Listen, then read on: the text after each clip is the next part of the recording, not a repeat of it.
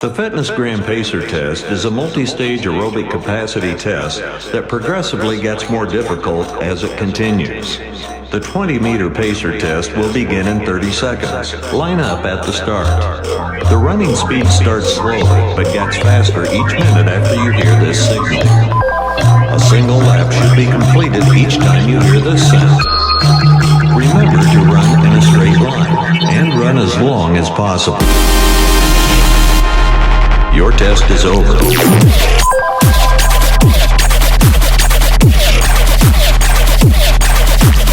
Remember to run in a straight line. Your test is over. All right, and we're live. Or not live, we're recording. Episode 5, Gym Class Podcast. Thanks for joining. I just wrapped up a really fun show in Chandler, Arizona at Mic Drop Mania. Just outside of Phoenix. Had a great time. Small crowd, but really great crowd. Touring, I have a love-hate relationship with touring. Okay? I love the performing part. I love getting up on stage. I love doing my hour. I love connecting with the audience. I love coming up with new bits on the fly, new lines. It's all fun. I hate the marketing. Having to sell tickets is so stressful. It has been so stressful. And what I've kind of discovered is that I don't really have a big enough audience to warrant doing this national tour, because it has been a struggle to, get people into these clubs. I dearly appreciate everybody who has bought tickets, who signed up for my email list. Thank you. The platform is growing slowly but surely, but it's not yet at a point where I can just book all these tour dates for myself. I mean, I can convince clubs to give me a date, obviously, hey, could I have a Sunday or a Thursday or a Monday, Tuesday, Wednesday? And they're like, sure, yeah, you got Instagram followers, no problem. That part is easy-ish. It's the selling tickets part that's hard. One thing that makes it easier is if I can get a media contact or something, like somebody to give me a TV commercial or an appearance on, when I do Chicago. I'm able to sell out rooms in Chicago, my hometown, because I can hop on WGN and advertise the show that way. But it's hard to do in a city that you've never been to before. I've never been to Phoenix before. I knew that I had some followers out here, and a lot of them came to the show, and I dearly love you all. Thank you so much for coming. But yeah, it's stressful, but it's always a relief after, I spend months stressing out about a show, and then it's over and all I have left are great memories. And I think to myself, why did I stress out so much? Let's do it again. And I am doing it again. I'm going to Plano, Texas in November. That is also a Mic Drop club, and those tickets are on sale now, November 15th. So if you're in the DFW area, that's one of my favorite places to visit. I can't wait to come back, and I hope I can sell some tickets for that show. That's on a Saturday, so hopefully you're free, guys. This is a solo episode here. I am just going to answer some questions. I put out an offer to answer some questions on my Instagram page. Got some good ones here. I got some emails that I'd like to respond to.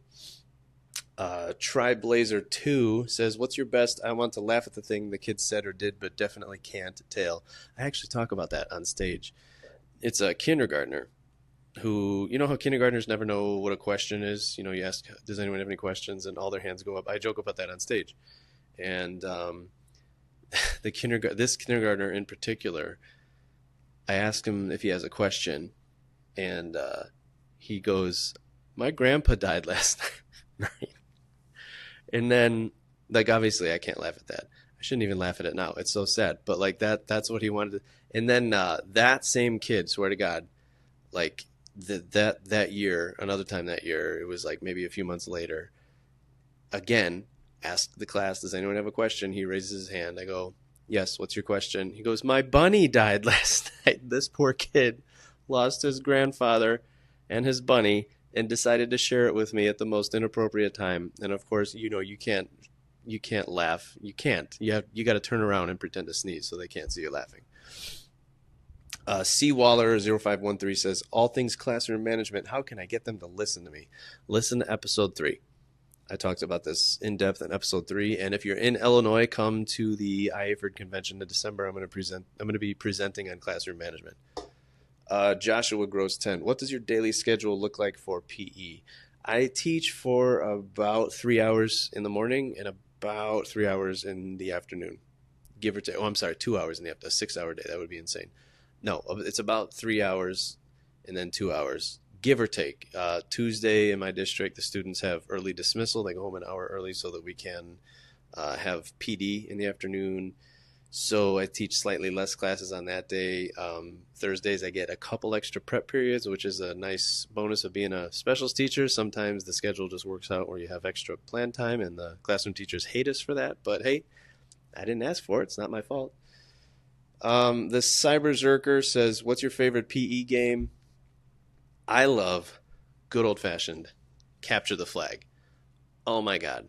I had such good memories playing that game from middle school. We would go outside, capture the flag. Capture the flag is a misleading title. It's a ball. We would try to capture the ball, steal the ball from the other team, bring it back to our side to score a point. And I remember playing it in middle school with the flag belts. I brought that exact game to my school, and we have this amazing park district facility across the street from my school. We get to use it. It's an indoor turf soccer field. It's huge. Some of you probably seen it in my videos, and I always get comments from people that are like, is that your gym? No, it's not my gym, but we get to use it pretty much anytime we want. And on days when we get kicked out of the gym, certain weeks throughout the year, like maybe before a holiday, we'll get all the classes together and we'll play class versus class capture the flag. Now, the reason I love this game so much is like it's so diverse.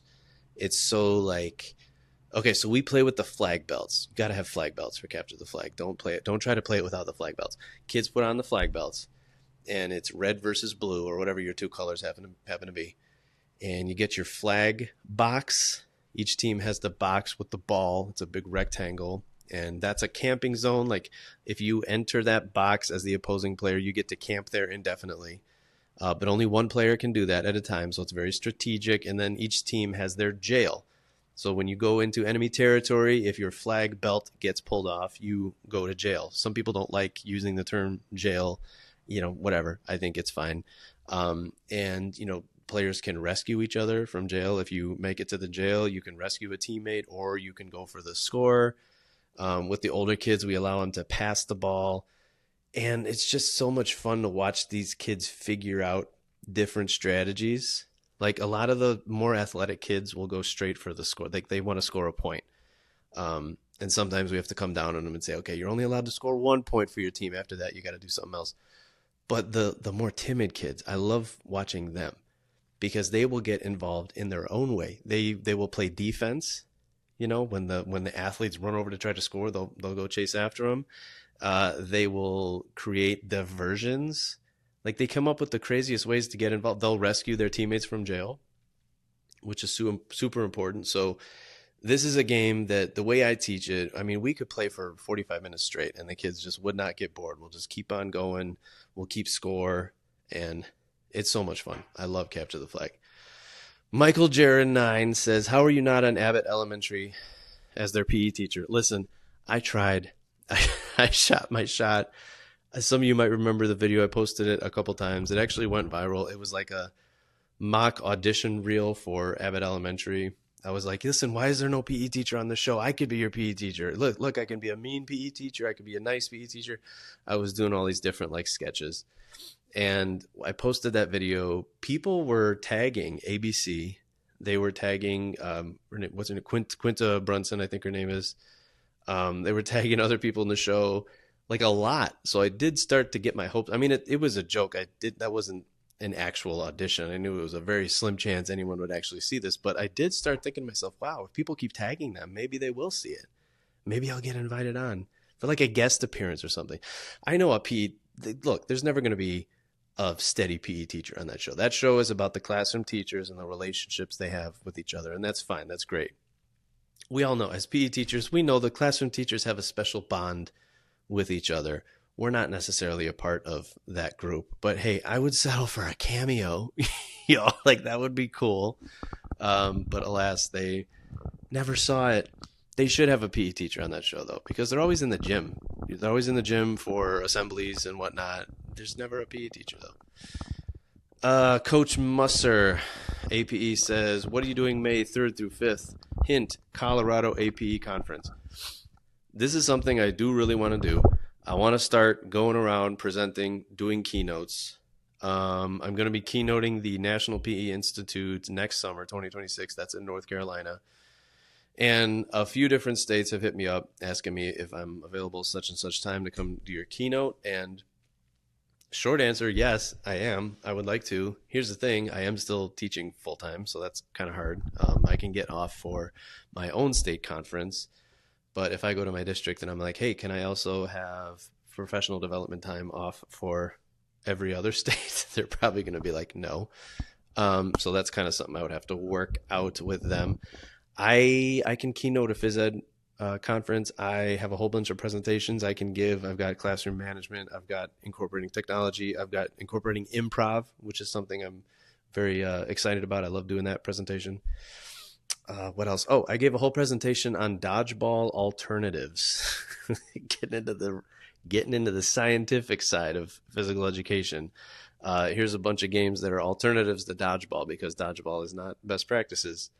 I'm also working on a keynote that I can deliver to general staff because that's another thing I would love to do is, fly all over the place and keynote Institute Day for an entire staff of teachers. That is in the works. I don't have that quite ready. I don't know what I would say. Like, I know how to motivate and inspire phys ed teachers and, give them tips and stuff. But like, what do I say to the whole staff? Like, I need to come up with a theme or something. I'm not really confident in that yet, but that is something that's in the works. Let's see here. Okay, so now we're getting into some messages that were not sent in that story that I put out, but just general messages from people. Matthew Sloan says, hey, I was watching some of your videos and saw that you had a headset in one of them. I'm a PE teacher. I teach 100 to 150 at a time. Hey, that's too many, Matthew. Get a union. I don't know if you have, hopefully, okay. We've talked about this on the podcast before. Hopefully you at least have a co-teacher with you or aides with you, but 100 to 150 at a time is way too many to take on yourself. So if you don't have teachers' aides or other adults in there with you, please get a union. Please, I'm begging you. He goes on to say, and I'm looking to get one, referring to the headset. Can you tell me which one you got? Yes, I've been meaning to make a video about this because I think it's really important that us as PE teachers, especially when you have that many kids in the gym at a time, protect your voice. Use the microphone. Use a headset. The one that I use is a Samson Airline, it's called. And I'm not an affiliate for them or anything. I'm not making any money off of plugging them, but I really like this headset because the transmitter is built into the headset. So if you notice in some of those videos where I'm wearing the headset, you might be able to see the little antenna poking out the back. Most headset or lapel mics have a belt pack. You got to wear the belt pack on your belt and like feed the wire through your shirt. It's a pain in the neck. This one, the transmitter, the belt pack is like built into the headset. So huge advantage. No wires to fumble with. The only thing about it that kind of sucks is it burns through one AAA battery per day. And some days it doesn't even make it through the full day. So you got to buy rechargeable AAA batteries, which is not that big of a deal. But I love it. Again, Samson Airline, it's an older model that we use. We have two of them. There's probably newer ones. It is expensive. It's a few $100, anywhere from $300 to $500. This is something you don't want to skimp on for two reasons. Number one, because you need the range. There's a lot of cheaper Bluetooth headset options you can get on Amazon, but they don't necessarily, like if you put that thing on and then you walk too far away from your speaker, there's a chance it's not going to work. So you got to have that range. And number two, you got to have the volume. It's got to be able to crank up. Kids need to hear you better, and you just got to take care of your voice. Listen, I've taught with teachers who it's like a macho thing. They don't want to use the microphone because they're like, my voice is loud enough. And it's like, yeah, we get it. PE teachers, we have the loudest voice. We have the loudest teacher voice. Our voice is like a Ferrari or a Harley Davidson. But the thing about a Ferrari or a Harley Davidson is you don't take them out every day. They're not daily drivers. You cover them up. You keep them clean. And so that's how you need to treat your voice. Like, only bust out that teacher voice when you really need to. Otherwise, put the headset on. Conserve your voice. Otherwise, you're going to sound like Marge Simpson when you retire. And I do know some teachers who sound like that. Eric Tuttle. Hey, Tom, I have a curriculum question for you. This is the second year at my school district in Oregon, and PE got cut this past year, and my students only receive PE like once a week and then twice a week every 4 weeks. The scope sequence I originally created is not the best. I think it's really hard teaching skills when I only see the students once a week. I feel like it's unethical for me to only play games in PE. It's not. It's not, because here's the thing. Those games are educational. Like, if you're teaching skills through your games. Like, for example, I play a lot of tag games in my class, and one of them that I play is, I call it soccer tag. And what we're actually doing is we're practicing soccer skills through a tag game. So, like, I got my taggers, right? 2 or 3 taggers per class. They have the little tagging sticks, the pool noodles. And they go around and tag as many people as they can in the playing area. And if you get tagged, you have to do like a tree pose, like balance on one foot, lift up your leg. Now, I didn't mention there's also like 10 soccer balls scattered out around the floor. Now, if you see a student who is tagged and they're balancing on one leg, you need to go get a soccer ball, dribble it over to them, pass it to them, and once they trap the ball under their foot, they're unfrozen. Okay, now they can dribble that ball. Now, anyone who is trapping a ball under their foot cannot be tagged. So if you like see a tagger come in, quickly trap a ball, they can't tag you. But the idea is you keep everybody in the game. If you see somebody who's frozen, you pass the ball to them. So they're getting the cardio in, they're playing tag, it's team building, but at the same time, they're practicing dribbling, passing, and trapping, which are essential soccer skills. So we're playing a game, but we're practicing the skills. Because if you just practice those skills in isolation, it gets boring really fast, especially for the younger kids. So it is not unethical to play games. You can play games every day. Maybe not every day, but you don't have to feel bad about it. He goes on to say, I want to teach some skills and have units, but I'm kind of struggling picking out the more active units. The goal this year is to maximize as much movement as possible. I'm having a tough time figuring that out.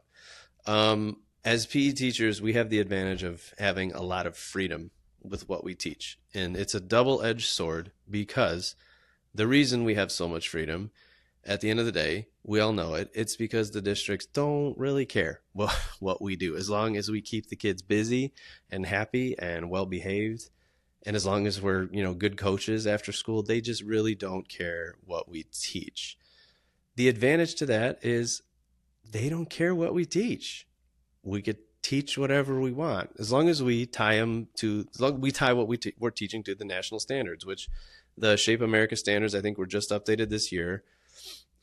They're super simple. I think there's only 5 of them. There was 6. I think there's only 5 now. But as long as you link what you're teaching to those standards, you can teach whatever you want, whatever you're into. Like, when I started teaching, I really wanted to teach rugby. I wasn't a big fan of football. I wanted to teach rugby, so I taught rugby, and I just incorporated the standards in that. So don't stress out about it. Also, don't stress out about as much movement as possible, especially if you see your students once a week. Yes, moderate to vigorous physical activity time matters a lot. It's very important. You should have the kids moving for most of your class. But at the same time, you only see them once a week. You got to have some talking time. Like, you got to teach them. You got to sit them down in front of your whiteboard or whatever. You got to show them the visuals. Don't stress out too much about that. That's my only word of advice there. So, Eric, have a good year. Don't stress out too much. Let's see here. Had some emails as well. All right, Jim Fix says, hey, Tom, been following your page for years now. Love all the content, love the pod. Really interesting listening to your story about how you became a PE teacher. I'm an elementary PE teacher in Harrisburg, 14th year teaching. My wife, Tina, is also a teacher. Thank you both for your service. I actually get the opportunity to teach my daughter at my school and live in the community that I teach in. That is a huge blessing, and I'm very jealous. I've never taught in the community where I live. And I currently would give anything to be able to teach in my kids' school, my kids' district, because I miss them when I'm at work. So that's really huge. And thank you for the email. He goes on to say, would love the opportunity to come on the podcast in the future. I will be doing something like that. I'm going to have some kind of roundtable format that I'd like to do at some point. I was going to call it Locker Room Talk, but somebody sent me a message and they were like, hey, maybe that's not a great name considering what that used to mean, the whole like Access Hollywood thing with Donald Trump in 2016. I was like, you know what, you're probably right. I mean, I was thinking I was going to like reclaim it, because really Locker Room Talk, that should be our thing. It shouldn't be tied to him. But yeah, probably call it something else. Kristen Santos says, hi, Tom. Love listening to your story. You're very real and genuine. Thanks. It comes through in your voice and what you say. Our stories have some similarities. I did not go to wrestling school, but I went to Catholic schools all my life. Yikes. Got beat up by nuns every now and then. That's a thing. These nuns be beating kids up. That's crazy. She goes on to say, I also had a lot of anxiety as a kid, hated elementary school. They could not get me on the bus. I would turn and run back to my mom and brother. Mom would slam the door in my face. I would bang on the door and beg her to let me in. My sisters would be on the bus waving their arms at me to get on the bus. Mom told me she would give me a quarter if I would just get on the bus. I fell for it every time. Are you saying that you never got your quarters? That's sad. All right, she goes on to say, I first noticed you when a friend sent me an Instagram video of you going to hell for teaching yoga. That's the thing. If you teach yoga, especially in certain states, parents, they get upset. They think you're brainwashing your kids into religion. Goes on to say, I'm a fan, also a breast cancer survivor. Mom, husband is a teacher, and we met playing basketball with other teachers. Massachusetts PE Teacher of the Year in 2024. Congratulations. Only a few years left of teaching. And let's see.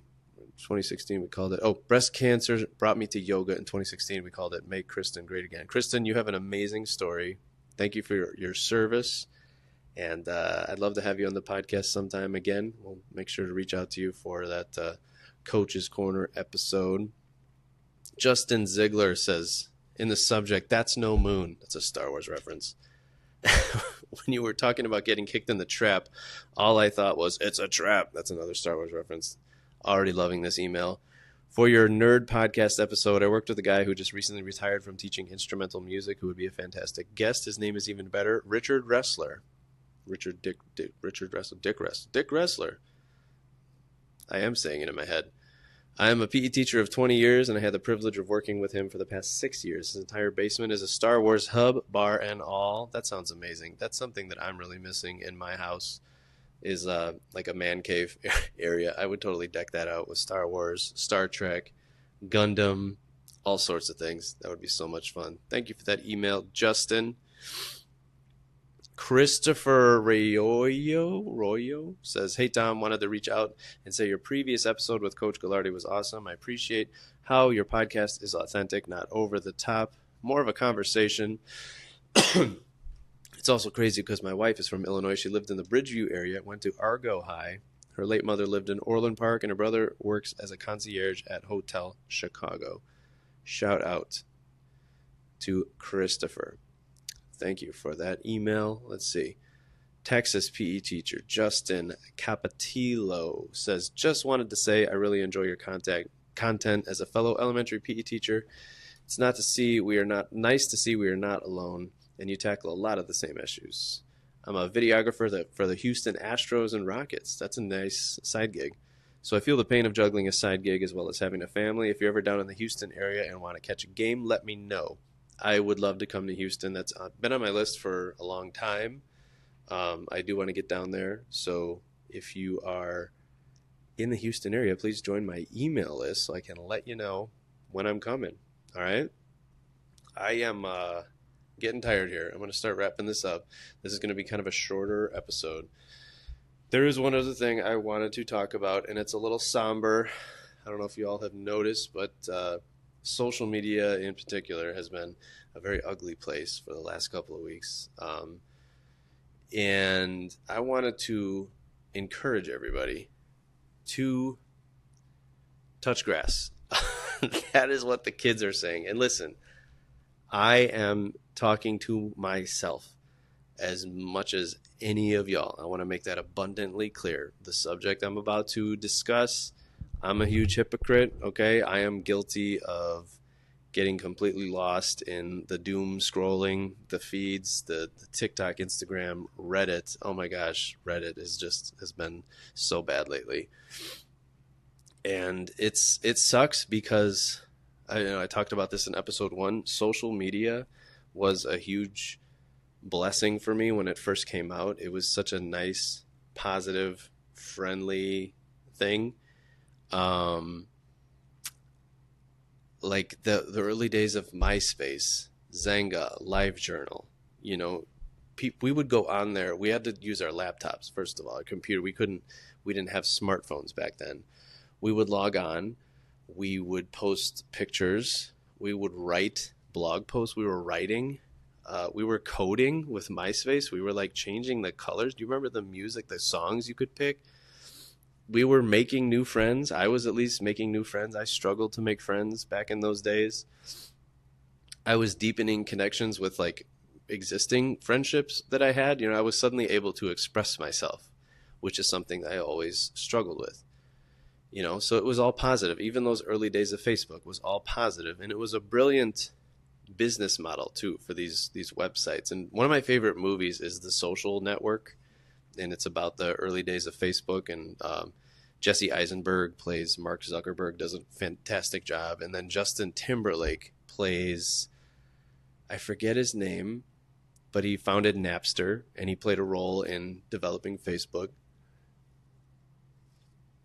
Can't remember his name, but one of the things they talk about in a courtroom scene is Eduardo Saverin, who was played by Andrew Garfield, who is Mark Zuckerberg's partner in starting Facebook, but then he sued him later on. He talks about what a genius business model it was for this website, because people, like the users, were going to be uploading their own pictures, their own, eventually videos, their own text posts. There was nothing that the owners of the website had to provide. All of the content was going to be provided by people who signed up. So it was genius. And back then, we could also choose what kind of content we wanted to see. We weren't just choosing what we wanted to post. We chose what content we wanted to see. So we would make our own friends on there. We would send out friend requests. We would choose whether or not we wanted to like and follow certain pages. So it was all customized for us. The problem for these social media companies was that we were not spending all day, every day online, on Facebook, on MySpace. We were logging off, and we were going to do our own thing in the real world, because that's how it worked. And then smartphones came along.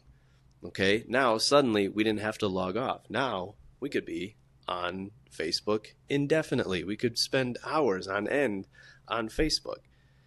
It was still relatively positive, but then another problem that these social media companies ran into is they realized, hey, people are still not spending enough time on here. They're putting their phones in their pockets, and they're going to engage with the real world. What can we do to keep their eyes glued to the screen and keep their thumbs moving and engaging in giving us more content? People are not feeding us enough content. We need their eyes, we need their thumbs, and we need their likes, and we need their comments, and we need their shares. It was never enough for these greedy people like Mark Zuckerberg and like all of them, So they came up with these algorithms. And this is where it gets really, really dark. And this is where we started down this path to where we are today, where everybody's angry, everybody's miserable, nobody's authentic. I mean, the way we talk to each other in these comment sections is just absolutely ridiculous. We don't talk to people like that in real life. But it is that way because of these algorithms, right? These algorithms are feeding us content based on our data, based on, like, if you scroll past a video, let's say you scroll past a video of somebody getting beat up in a parking lot, just to go there real quick, we're going to go straight for the violence. If you spend longer than, X amount of time watching that video, you are feeding data into the algorithm saying, hey, if you show me another one of these videos, I'll probably watch that one too. And then I'll watch another one and another one and another, and they'll start just feeding you anything to keep your eyes glued to the screen. Okay? And what they discovered at some point, I don't know when, was that when we're angry and when we're stressed out, when we're feeling this rage, we're more likely to engage with their content more. We're more likely to give them more content. Our angry reactions, our comments, that's all content for them. That's all data that they crave, that they need, right? To keep our eyes glued to the screen. We're more likely to keep our eyes on the screen and keep our thumbs swiping when we're feeling angry and miserable and stressed and sad. You know, it's all part of the scheme. And at the end of the day, the reason they want our eyes glued to the screen is so they can show us more ads. That's it. It's all about money. It always has been. They're making money off of us being miserable, you know, shouting at each other, saying horrible things to each other, violently lashing out at each other in real life. And it sucks. It's been very detrimental to my mental health. My mental health journey has really, like, I've tried to be proactive about it in the past year, and I'm talking to a therapist. I don't want you all to worry about me. I'm trying out different medications, seeing what works. And I know what it is. It's social media. And I hate it because, like I said, social media was a godsend for me. But it has morphed into this monster. I mean, nobody can deny it. I can't not say anything about it because clearly, like, we're miserable. We are so nasty to one another. We're not happy. It's morphed into something that is bad. So I'm pleading with everybody. And like I said, myself as much as anyone else, I'm a hypocrite. I'm guilty of doom scrolling all the time, of having my phone out at inappropriate times when I'm with my kids when I should be engaging with them. Like, I'm guilty of all of that. Collectively, though, like all of us, we need to make a decision to put the phones down. And as the kids say, touch grass. Literally, go outside, get some vitamin D, engage with people around you. I think these school districts and these states that are banning cell phones during the school day, I think that's a no-brainer.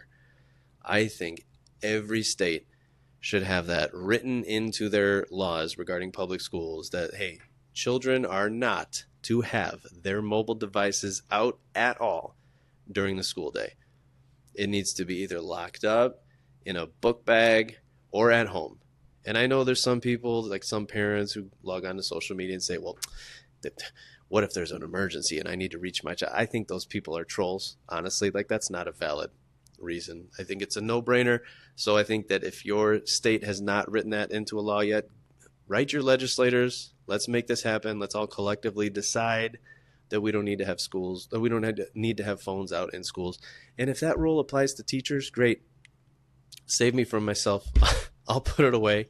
If my job's at stake, of course, that's extra motivation to not be on my phone when I already shouldn't be on my phone. So let's make that happen. But let's not stop at schools. Let's talk about restaurants. Hey, okay, now I'm not saying we should ban cell phones from restaurants, but let's attach a negative social stigma to being on your phone at a restaurant, at a movie theater, at an event, anywhere where your attention should be on real life.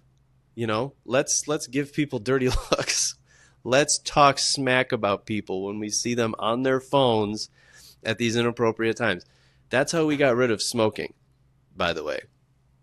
Some of you might not be old enough to remember when everybody and their mom smoked cigarettes, like in the 70s and 80s. And even in the 90s, I remember, like, I worked at IHOP. That was one of my first jobs coming out of high school. And we had a smoking section in the IHOP. And I used to hate working in there because then I would go home smelling like cigarette smoke. But we got rid of that, and we made smoking cigarettes this disgusting thing. We took away the coolness of it, not just with laws. I mean, yeah, we passed laws, especially in Illinois. You can't smoke anywhere really indoors anymore unless it's like a cigar bar or something, or a hookah bar. You can't smoke indoors pretty much anywhere. So we did pass laws, but then we also attached this social stigma. We learned about the dangers of secondhand smoke, and we learned about what smoking and nicotine can do to your heart and your lungs. And we collectively decided, you know what, that's gross. We don't want any part of that. And if you do, stay the heck away from me. Like if we walk past somebody outside who's smoking, we do the exaggerated cough. We're like, ooh, gross. We give them nasty looks. And, look, it's not nice to bully people. I'm not saying we should bully people, but at the same time, that is an appropriate stigma for something that is so unhealthy. Smoking cigarettes is nasty. It's not healthy.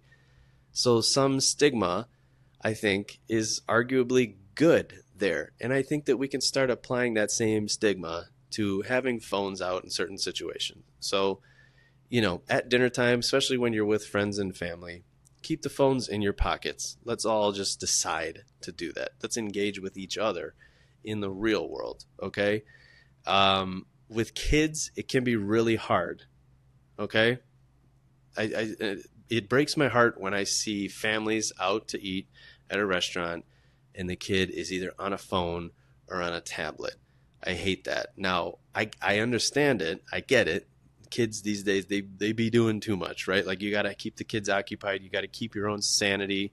And if that phone or tablet is the only thing keeping you from like blowing up or having a panic attack and stressing out and not enjoying your dinner, then okay. I mean, my kids have tablets, but they're currently collecting dust in their closet. We literally only bust out those tablets when we're going on a long road trip somewhere, Otherwise, what we do at dinner, and I'm going to brag on my wife here real quick, and if you have young kids, please take notes right now, okay? Especially if you're the type who likes to give them a tablet or a phone at dinner time. This is an alternative, okay?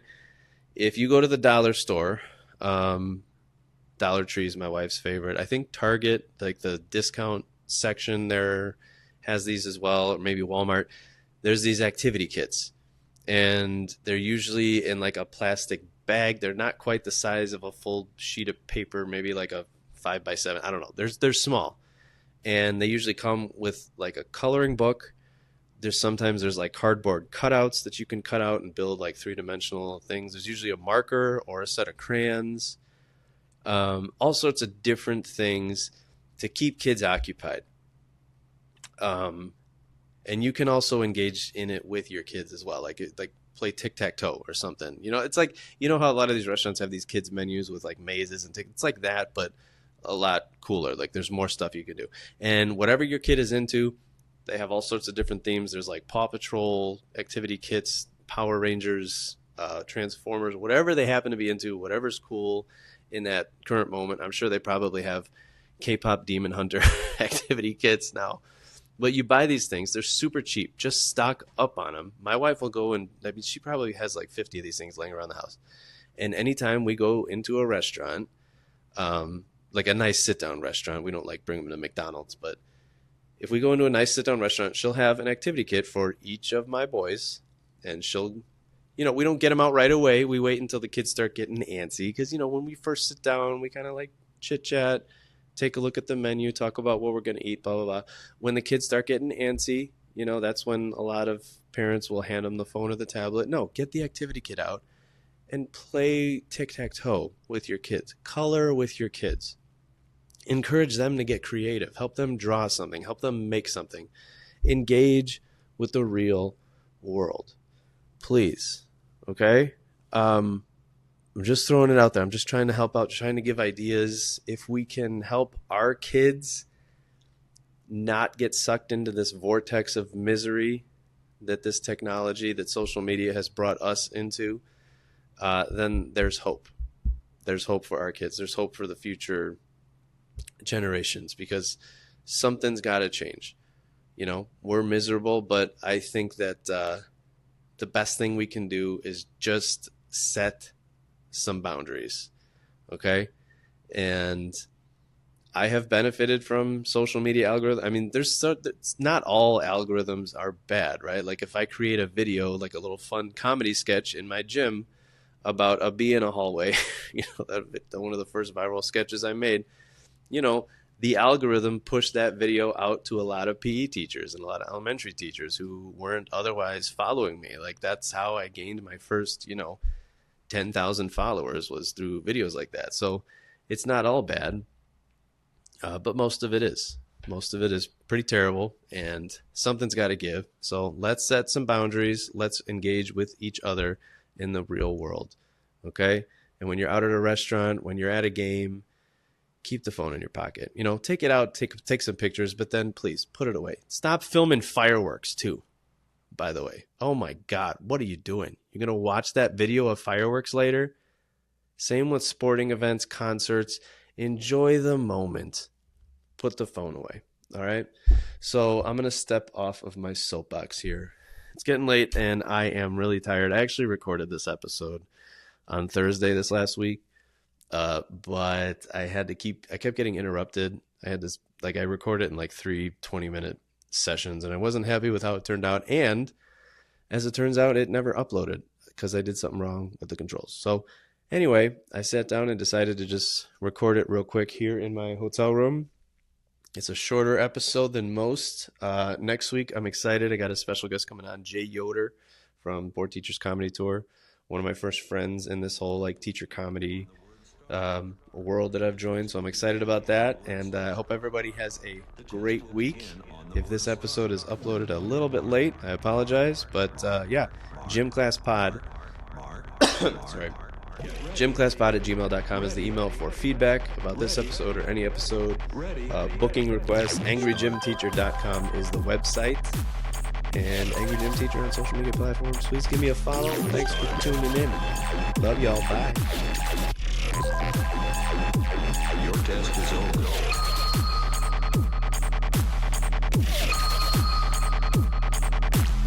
Remember to run in a straight line. And run as long as possible.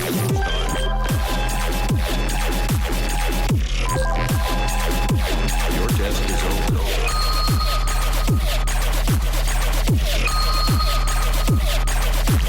The FitnessGram Pacer test is a multi-stage aerobic capacity test. A single lap should be completed each time you hear this sound.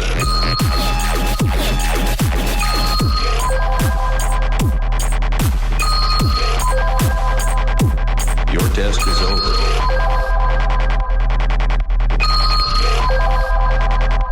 Your test is over.